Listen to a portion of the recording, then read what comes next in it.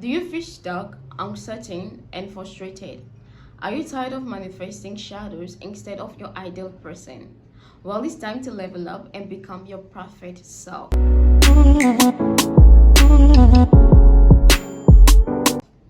My name is Precious John. Welcome to Awareness Course. In this channel, we talk about self-growth and self-development. If that is what you would always want to see, do well to like, subscribe, and make sure you click the notification bell to always get notified each time a video is dropped on this channel. It can really be frustrating to always see yourself at the same level. To always see yourself at the same point. After all the goals and all the works, all the dreaming, all the gazing, but at the end of the day, you see yourself at the same spot. It can be really frustrating, and this can often at times make you lose focus towards your goals and aspirations. Today, I am here to tell you on step-by-step guide on how to level up and become your perfect self in the year 2025. The first step to consider in the journey of leveling up is understanding. This implies you knowing yourself. How much do you know yourself? This means you understanding yourself, knowing your wants, knowing your desires, knowing the things you like and the things you do not like. This implies you having a full knowledge about your weaknesses and your strengths.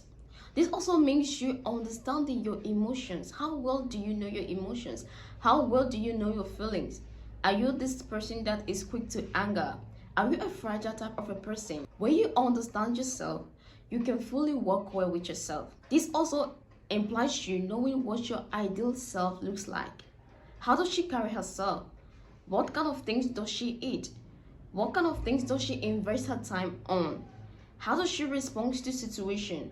How does she react to things? How does she talk? What kind of people does she align or mingle herself with? How does she do things? You need to have a clear picture of how your ideal person behaves, the things she loves, the things she wants, and how she operates. When you have this clear picture, this can help you know where you are going to. Be intentional about the things you want and to make more intentional goals. Then comes the second one, which is belief. Do you believe that you are the type of person that can actually achieve all these goals, all these aspirations you've actually wanted for yourself? It is not enough to write down goals. It is not enough to have dreams. You have to believe that you can actually access all those things that you wish for yourself. A lot of us see our goals as something very big, huge that we can access. We just see our goals as something up there and we are here. We just need to dream. After all, are you sure they are going to come? Whatever you do not believe in cannot manifest itself. I get it. A lot of times we have faced traumas, negative experiences that kind of always replay themselves whenever we want to set goals or something challenging to ourselves. But you shouldn't ruminate on those things. You should understand that that is something that has happened and it doesn't define you. Don't allow your negative experiences define you. Don't allow the negative things you face in life define you. You should know that you have the power to make choices and you choose how your life turns out. There is a saying that goes, how you lay your bed, that is how you are going to lie on it. You shouldn't be overwhelmed when you see your goals and your purpose. Because when you think so much about these goals, how big or how great they are, it will bounce back to you, turning into fear, doubt, and lack of confidence. You should always see these things as something that you can actually access. See yourself as a person that can fully access every good thing that you have said, imagined, and wished for yourself. This also means you not being too superstitious. I am not saying that you shouldn't believe in superstition, but don't be too superstitious. Oftentimes, when we learn about a negative superstition towards our life or towards our situation or towards our families, we now channel and blame everything that we are facing in life towards those things. Yes, they might actually be true, but also know that you have the power to change those things. You have the power to choose whether you want to become inferior to them or you want to become superior towards them. That brings us to the third point, which is reprogramming your mindset. You should understand that whatever you think, whatever you ruminate on, that is what you attract. That is what you reflect. You are a reflection of your thought. That means everything that comes your way, everything that you manifest, everything that you do is as a reflection of what you have been thinking or what you've been feeding your subconscious or what you are even thinking. So if you are a product of your thought, how is your thought? What kind of things do you think? Do you always think of the worst possible outcome rather than the opportunities or the best possible outcome towards a certain situation or condition? Do you always think about how bad or how unfulfilling or how less of a person you are, rather than seeing life obstacles and challenges as an opportunity for you to learn and to enhance yourself? Do you often condemn and criticize yourself rather than energizing and feeding yourself with positivity and affirmation? What are your thoughts like? Whatever you think, that is what you attract. If you have this mindset, you will be more conscious and intentional about the things you think. Yeah, I know that we can stop random thoughts from running into our life or into our mind, but we have a choice to either dwell on them or to allow them pass. So when those negative thoughts run into your mind, allow them pass. Don't dwell on them. Don't exaggerate on them. Don't make so much out of them. Reprogramming your mindset also means you changing all the negative things you've always dwelled on, converting them to positive things. In every area you think you can't or you are not qualified, always see yourself that you can't. Tell yourself that you can. Fill your mind with a lot of positivity from the things you hear, the things you watch, the things you expose yourself to, the kind of friends you hang out with, your community. Make sure that they are people that feed you positively every day. Another thing is surround yourself with words of affirmation. Affirmation has its way of reprogramming our mind, because our subconscious is always open to the things we expose it to or the things we kind of feed into it. That is what it absorbs. If you always tell yourself that you can do this regardless of the situation or condition or circumstances, your subconscious is not going to tell you otherwise. But it has no choice rather than to accept that which you have bring to its disposal. That is why you should fill yourself with things that helps you positively, with things that encourages you, with things that strengthens you, with things that equips you, with things that keeps you on your feet into pursuing your goals and actually going for that which you believe on. Reprogramming your mindset also means you being aware of your negative thoughts. Whenever these thoughts pops up, it is a choice to dwell on them or to let them pass. Like I said earlier, find something to distract yourself. If you're gonna read comics, just do something else or just go out, take a walk. Find a way to distract yourself from dwelling on this negative thought. The fourth thing is you setting clear goals. Oftentimes, a lot of us get confused about goal setting. We think it's something that is very huge or something that is meant for people that are already successful. Goal setting is all about you penning down your ideal self. All the things you wish for yourself, all the things you want, all the things you desire to achieve, all the success you desire to see. Goal setting is all about you penning them down, putting them in a list where you can always read, recheck, and reflect on them. Goal setting should be in the present things and not in the future things, neither should it be in the past things. Goal setting should be in an actionable form. Goal setting should be put in a way that it will always get you on your feet.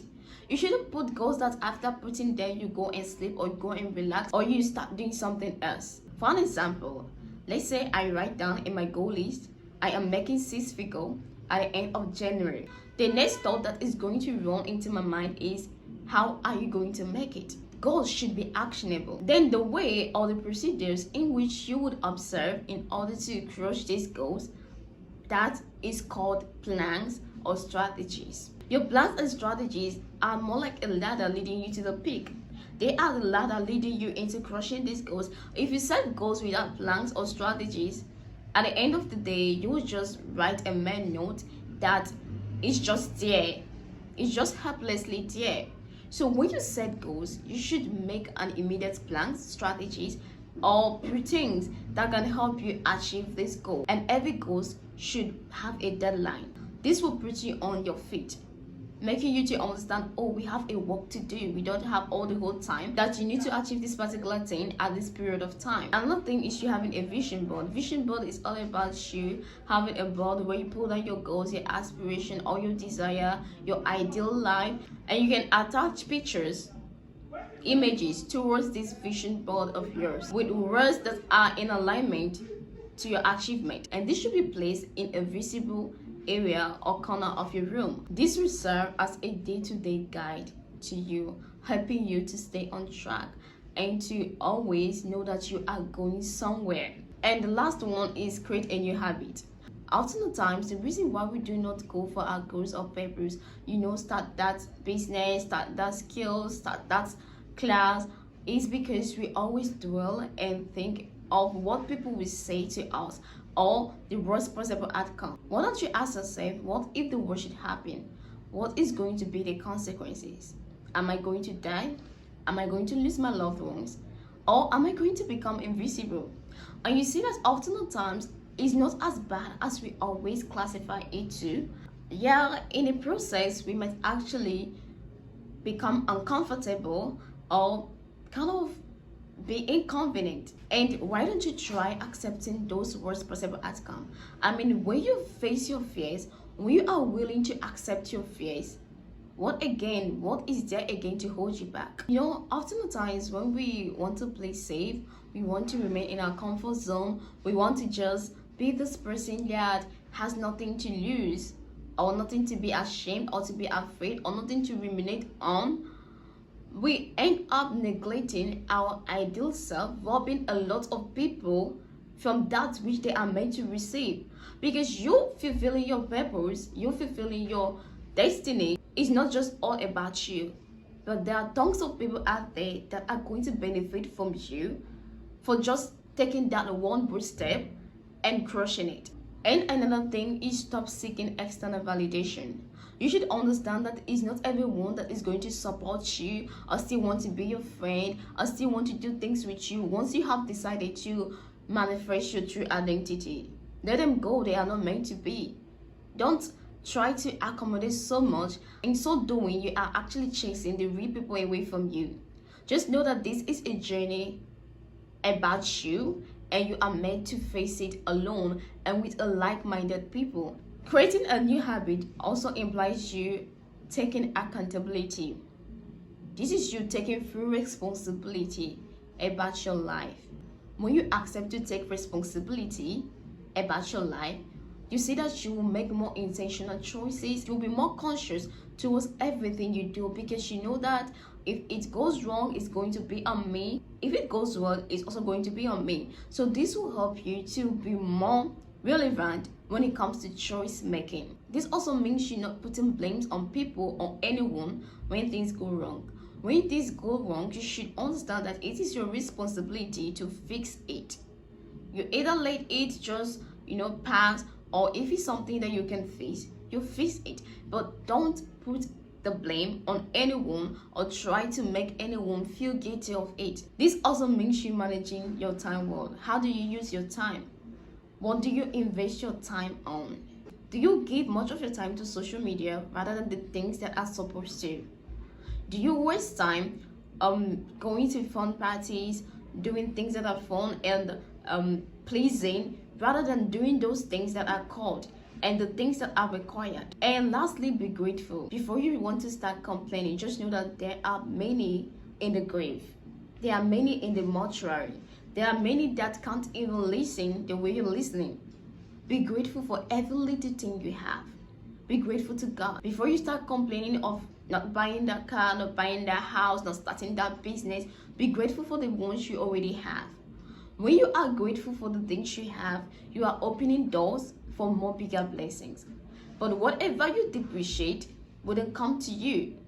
What you appreciate have its way of coming to you. Be grateful for every little thing, even the most tiniest things. Be grateful for them, and you will open yourself into receiving more. To wrap it up, I just want to let you know that you have the power to change your life. You have the power to live that life that you always envisioned, you wish, you dream for yourself. Don't think they are just there for fantasies or for dreaming sake. No, they are there for you to manifest them. And God wouldn't be happy with you if at the end of the day you have so much potentials, talent, and so much aspiration, and you actually did nothing concerning them. Let go of the fears. Let go of all those times you've tried and couldn't make it. Let go of all the negative things that people have said to you concerning that goals, concerning that vision, maybe telling you that you can achieve them or you can't have them. You should know that you have the power to either choose what to say, choose what life is saying, or choose what you really want. And I believe that you would choose what you really want, and you can do it. So thank you for staying tuned to the end of this video. If you find this video helpful, do wait to like, comment, and make sure you share. Thank you.